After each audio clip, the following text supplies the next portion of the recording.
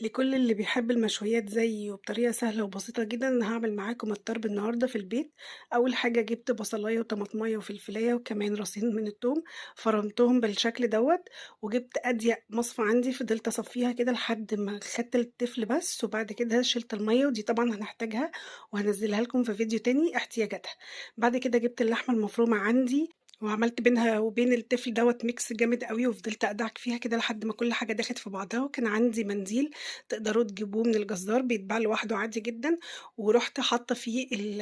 اللحمة المفرومة زي ما أنتم شايفين كده، زي طريقة الcinnamon بالضبط، وبعد كده قطّعتها قطع صغيرة، وجبت عصاي الsteak عندي، تقدروا تعملوها عادي على الطاسة، بس أنا حبيت أعملها بالشكل دوّة، دخّلتها شوية في التلاجة، وبعد كده طلّعتها على الشواية الفحم، وأحسن حاجة إن أنا رشيتها على الشبكة دي علشان لمّا آجي أقلّبها ما تبقاش بتتحرّك أو يعني تبقى ماسكة في بعضها بطريقة أحسن محكمة، لحد ما تتشمّع خالص، وبعد كده شِلت منها الشبكة ديّة، كانت سهلة جدًا وما اتفكِّتش منّي خالص على النار زي ما أنتم شايفين كده، وبعد كده سِبتها تستوي حوالي تِلت ساعة، طبعًا باقلِّب فيها يمين وشمال عشان ما تتشوّحش منّي، وبعديها عملت أحلى ساندوتش طرب في البيت بطريقة نضيفة جدًا ومضمونة والطعم حكاية.